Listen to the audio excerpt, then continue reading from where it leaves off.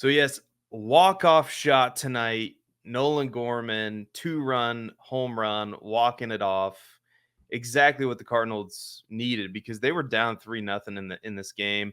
And Lance Lynn did what we would expect Lance Lynn to do, and exactly what he's been signed to do. He's not a top of the line starter anymore, but he kept you in the ball game.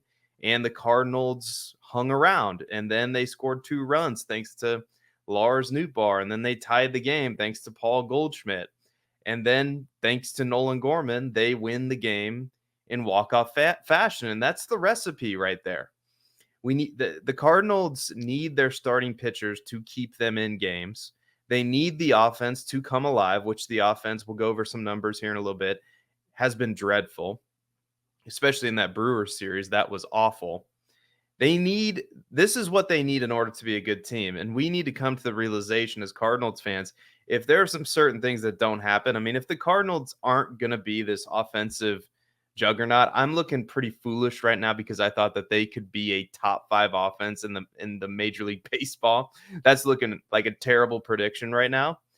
But I still believe the talent's there. I mean, you cannot deny the power of a Nolan Gorman as he walked off the Cardinals tonight. You cannot deny the upside of a Jordan Walker, although he's hitting terribly.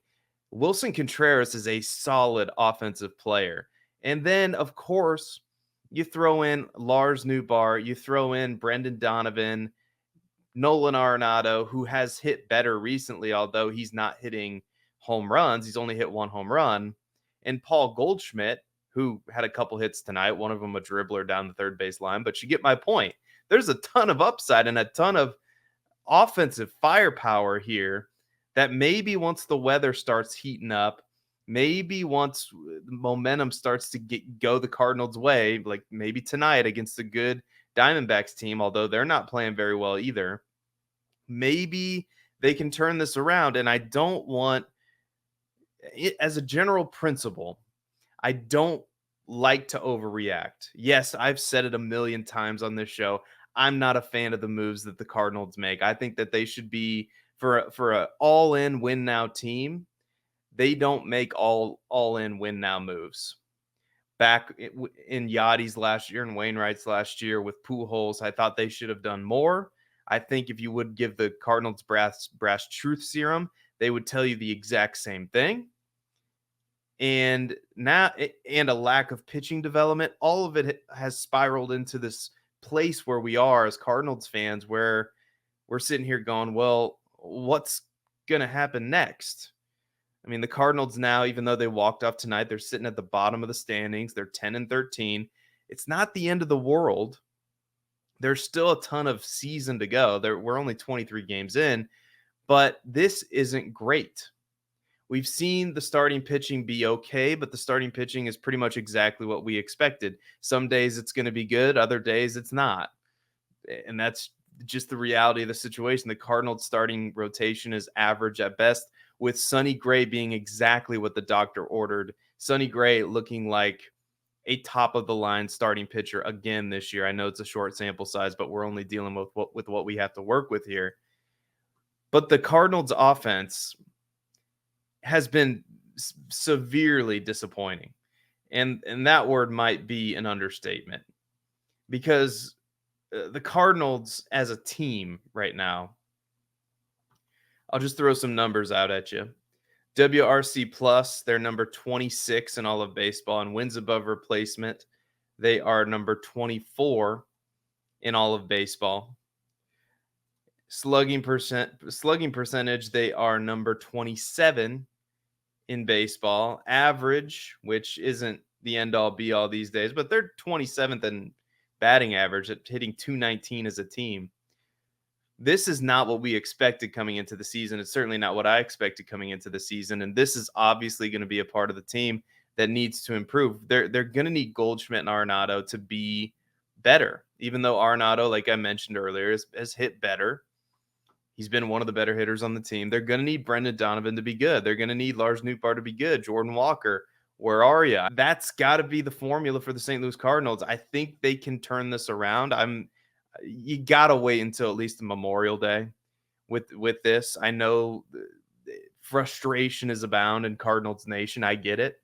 But this is still a team, and I can't believe that I'm being pigeonholed into this take because I am not Mr. Positive when it comes to the St. Louis Cardinals.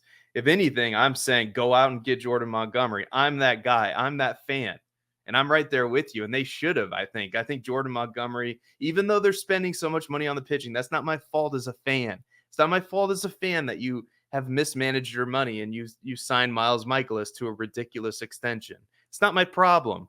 The problem remains that you still need a number 2 starting pitcher in order for this to be a serious playoff contending team, which it's currently not. Even if the offense was good, it still might not be a playoff team. We will see. But that doesn't mean that you didn't need a Jordan Montgomery. It doesn't mean that you shouldn't push yourself to the point of being uncomfortable, even with the Bally situation, in terms of spending money.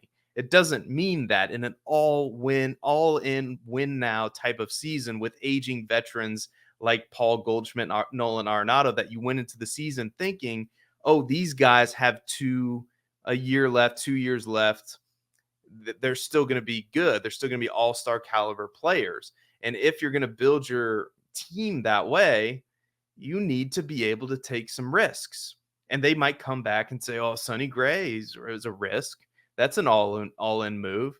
3 years, $75 million with the 4th-year option.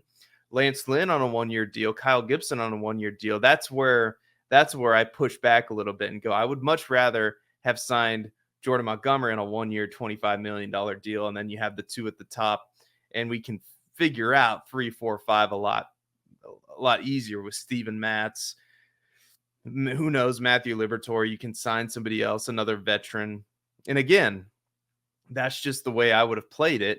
But let me know what you think in the comments. But I just this Cardinals team frustrates me for a team that is constantly getting 3 million plus fans in the door. And I think you're seeing that now. I think you're seeing fans getting frustrated. I think you're seeing fans, guess what? I'm not going to show up to the game. I mean, if you've been watching the games on television, you are seeing that fans are starting to say, maybe if the Cardinals aren't going to be good, maybe we won't come. And to be honest, I'm conflicted by that. I really am. Because you have the ultimate extreme in the division with the Chicago Cubs, that those guys would show up no matter what happened. I mean, the bleacher bums in Wrigley Field are notoriously there drinking beer on a 1:20 start on a Friday afternoon. They're always showing up. The St. Louis Cardinals fans, some of the best fans in baseball, I believe the best fans in baseball as far as their loyalty, as far as they show up, man, on a Thursday night, on a Wednesday night. I remember watching the games on television during the week and going, oh my God, they got 40,000 fans on a Wednesday night. Incredible. I mean, it's a situation that just about every other team in baseball would die for. It's a fan base with a team that has such rich history that other franchises would die for that. Even the Chicago Cubs. I mean, come on, 11 World Series championships. You don't think that the Cubs would want that kind of history, or any team for that matter? And the fan base is loyal. And now you're seeing the fan base push to the limits coming off a terrible season. The consensus was that the Cardinals did not do enough. And frankly, I'm on that side of the fence. They did not do enough to turn this thing around. Even though they did bring in Sonny Gray, even though they did bring in Lance Lynn and Kyle Gibson, 3 starters. But the problem is that they failed to develop starting pitching. Now, they've made some moves to ramify that. But again, it's going to take time. Kyle Bloom is here now. We'll see where that goes. But the whole point of what I'm saying is this: somewhere along the line, the Cardinals stopped being what we thought the Cardinals were, what we knew the Cardinals to be, which was this team that all the other teams in baseball went, wait a minute, where did you find Michael Wacha? Wait a minute, like, how did you find that guy in the minor leagues? How did you develop him? How did you trade for Adam Wainwright, even though he was a knucklehead in the Braves organization? Like, how did that move work out for you guys? Where are you finding these guys? I mean, Theo Epstein is on record saying, how did the Cardinals do this? But now the Cardinals are not that team anymore. Maybe it's true with, the Nolan Gormans, the Jordan Walkers, the Mason Winns of the world. I still believe the Cardinals have a bright future. But the next month of this season is going to be very telling. It's going to be extremely important for the Cardinals to turn this around sooner rather than later, because if we get to Memorial Day, and Memorial Day's always kind of been my, okay, if the Cardinals are good by Memorial Day, I have a good feeling that they have a chance to do something.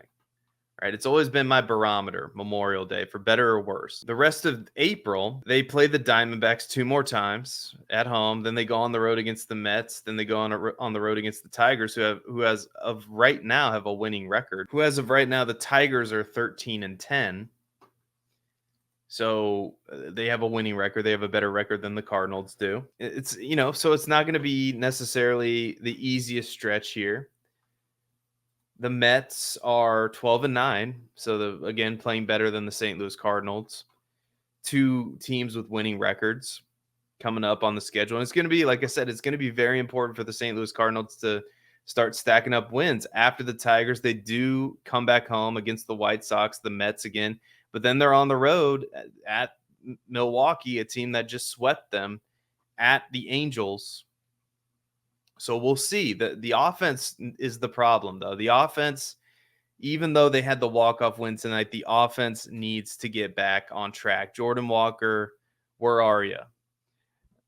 Paul Goldschmidt had a good night tonight, even with the dribbler down the line. Where are you, Paul Goldschmidt? The offense, the truth is that if this team doesn't rebound offensively, there really isn't much.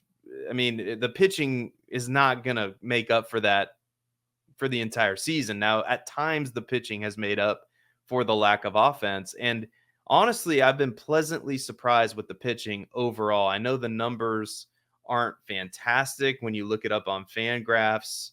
The Cardinals starting pitching, their starters are, for example, number 20 in ERA, right ahead of the Cubs in team ERA at 4.21. Their FIP is not the greatest either. The Cardinals are number 28 in fielding, independent pitching, wins above replacement, same story. The Cardinals are 28th amongst starting pitch. And it's really kind of shocking that the Cardinals are 10-13, given the schedule that they've had. It's really quite remarkable that it hasn't been worse. Looking at these numbers, looking at the Cardinals offensively, the bullpen really has been good. That's a bright spot. I think Kittredge is good. I think Helsley is pitching well. Jojo Romero is good. I think the Cardinals have a solid bullpen that they can rely on. But again, you don't want to get into this space where you're using the bullpen too much, and who knows if the starting pitching can hold up for the entire season. That was my concern all along with Kyle Gibson, Lance Lynn, some of these older players, even a Sonny Gray. He's already been hurt once in spring training. I get it was in spring training, but overall, this Cardinals team, it all comes back to their offense. They need to be better offensively. And some people want to point to, Ollie's not pulling the right strings. Guys, I don't know. I'm not the Ollie Marmol apologist here. I don't know what a manager can do if their team's not hitting. He's already changing the lineup. Like, he moved Paul Goldschmidt down to 5th the last couple days. So he's trying out some things, and I get it. He doesn't make the best moves all the time, and I'm certainly not advocating for him as the long-term solution for the St. Louis Cardinals at manager. I'm certainly not doing that, but I just don't know what you can do as a manager of a major league team when your club is not hitting. I don't know. And because that's how this team is built.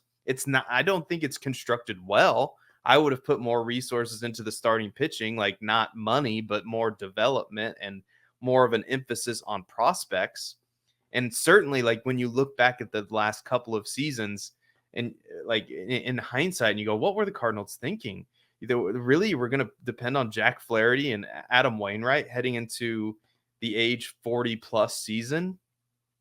Really going to depend on that? We're going to depend on Steven Matz to be healthy. Jordan Montgomery at the top of the rotation, sure, but Miles Michaelis, like, this is our rotation. gosh, not much behind that. Matthew Liberatore behind that, Zach Thompson behind it. And that's really it. That's all you got down there. And then that they made the trades, which now there's a little bit more depth down there. But I wouldn't say that there's just Tink Hence is there, Gordon Graceffo, Tekoa Roby, among other guys. Are there now. Tekoa Roby came over in the trade, but man, like there wasn't much there as far as reinforcements, as far as like MLB ready talent ready to go. And it's a it's a failure. It really, the majority of the blame needs to go on John Mozeliak in the front office for failing in that regard. Right. And I get it. It's tough picking in the 20s. The Cardinals are always good. We're always good for a long time. So you're not picking in the top 10. You're not picking in the top 15. And the last point I want to touch on before I end this podcast is, what if the worst case scenario plays out, right? What if the worst case scenario plays out? The Cardinals are not very good heading into Memorial Day. They get into June. They're still in the cellar.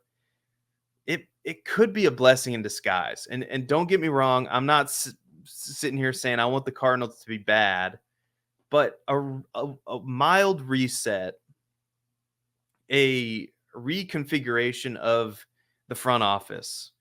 Maybe it's time to move on from John Mozeliak and his team. Maybe it is time, because you look at some of these players that have come through the system. There hasn't been much pitching. Sure, Jordan Walker, Nolan Gorman, Mason Wynn, Victor Scott, even Ivan Herrera, who I'm convinced they didn't know what they had in Ivan Herrera. Otherwise, they wouldn't have signed Wilson Contreras, right? I would have much rather seen that money be spent on a Jordan Montgomery in hindsight, even though I love Wilson Contreras and what he brings to the team. I'm never rooting for my St. Louis Cardinals to be bad, but there are some positives if they fire Ollie Marmol, if John Mozeliak is gone because of a continued failure on the field for the St. Louis Cardinals. You still have young talent here. You have Lars Nootbaar, Brendan Donovan, Jordan Walker, Mason Wynn.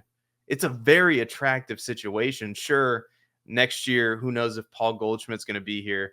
In this scenario that I'm playing out, that I'm like this mild reset that I'm advocating for, if the Cardinals are bad, and I think the Cardinals can rebound even though they've looked really terrible, in this scenario that I'm playing out for you right now, it could be a blessing in disguise, because it gives the Cardinals, Paul Goldschmidt is likely going to be traded. Nolan Arenado likely going to be traded in this situation.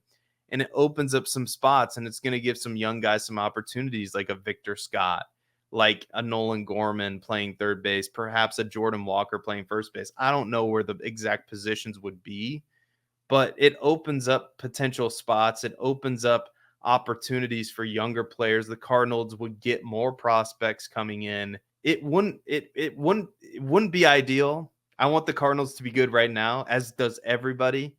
But I'm just saying, if this does happen, a fresh perspective coming in, I believe, would be a good thing, because all of this points back to the front office and John Mozeliak and a lack of development of pitching, because the truth is they're spending $99 million on this starting rotation. That's not good.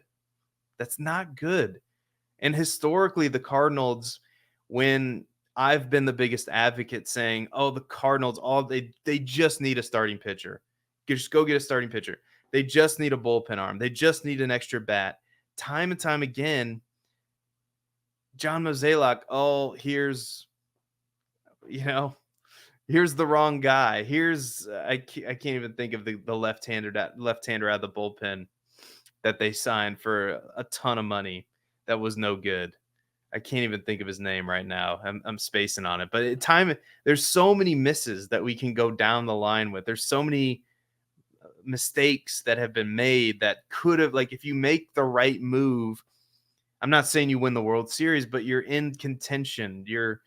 Other teams have made these moves. And this is why free agency is such a crapshoot, and why you shouldn't be reliant on it like the Cardinals were for their starting rotation this year. If they wouldn't have signed 3 guys, their starting rotation, you think it's bad now? It would have been terrible, relying on Zach Thompson. We saw how that went. I was disappointed in Zach Thompson. I thought he would be better.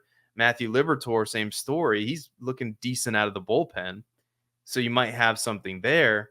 Who knows what you have in Tink Hence, Graceffo, and Takoa Roby, but like you think the rotation's bad now. The Cardinals were desperate, and that's why they brought in all those pitchers, and they did it in a way that made them feel comfortable. They didn't overspend. They didn't go out and sign a big deal, right? They didn't even go out and get Jordan Montgomery when he was virtually like a 1 year, 20 whatever $1 million deal with the Diamondbacks. They didn't even do that, right? That was outside their comfort zone.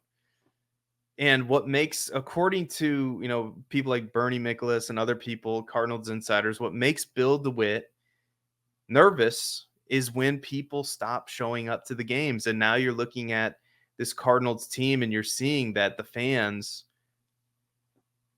they kind of have voiced their opinion of the state of Cardinals baseball lately. And again, the whole point of this whole thing is, you can blame Ollie Marmol if you want to, and sure, he doesn't make the best decisions all the time. Time and time again, the blame has to go to the front office. It has to go to John Mozeliak, because they're not spending money wisely, and they're not developing talent the way that they should. And this is largely why the Cardinals are in the situation that they're in right now. It is. And I've said that a million times on this podcast, and I'm sure some people are sick of me saying it, but it's true. One thing I do need to, I guess, apologize for is on the last episode, I was frustrated, and I'm speaking to you as a fan. Okay, I listen to as many games as I can. I watch as many games as I can. I have 3 jobs, right? I do this in my spare time because I love it. I love the St. Louis Cardinals. I have loved them my entire life. I'll love them to the day I die. I'm a diehard fan. That's just the way it is. I don't get to see every broadcast. I try to. I watched tonight's game. Sometimes I have to see the highlights, and sometimes I miss something. I missed Mason Wynn's back tightness. I missed it. And I got a few comments that said, "Oh, you need to be informed," and I apologize for that. That's my bad. And my point in the last podcast was that I was frustrated because Mason Wynn was one of the best hitters on our team statistically, and just his approach at the plate was one of the better approaches out of all the players. Like Jordan Walker, Nolan Gorman, aside from tonight, just look lost every time they go up to the plate recently this season. And Mason Wynn was getting taken out of games, Sunday getaway games for Brandon Crawford, and I didn't understand why. And I guess it was because of back tightness most recently, but I don't know if this is an issue he's been dealing with the entire season. I guess I just missed it. I think it's been something that's been more recent that he's been dealing with, but anyway, I do have to apologize for that. I must have missed it.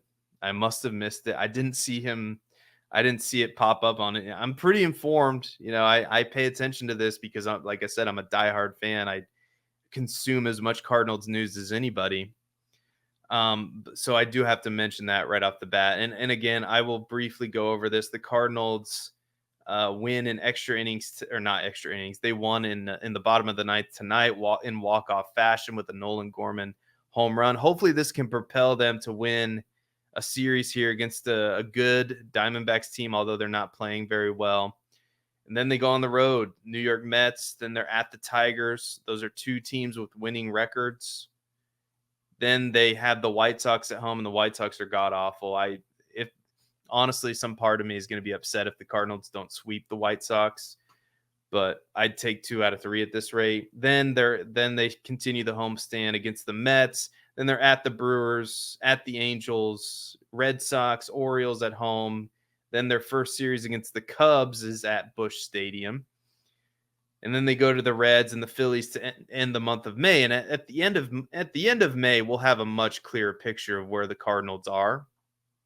But I'd say we need to give it till at least then, because I know they're struggling now, but this offense has a ton of upside, and I just would keep watching the games, keep going strong with your St. Louis Cardinals, even though it's been frustrating. But this is what the beauty of being a fan is. It's not always going to go your way. Life is not always going to be easy. But at the end of the day, we have baseball, we have St. Louis Cardinals baseball, and we have the hope that of the potential that they should be playing much better than they are. And guess what? They're only 10-13. It's not the end of the world. But let me know what you think in the comments. Thank you so much for watching, listening on the podcast, watching on YouTube. If you're on the podcast, don't forget to give us 5 stars. Don't forget to leave a comment on YouTube. Like and subscribe the video on YouTube if you liked it. If you want more of it, subscribe. That lets me know that I'm doing a good job. Leave me a comment if you disagree, if you agree. I look at all the comments. I might not respond to all of them, but I definitely read them all. Thank you again for the support. And until next time, let's go Redbirds. Let's go win a couple more games and sweep these Diamondbacks out of town. And see you later. Bye-bye, everybody. Until next time, be good, and let's go Redbirds.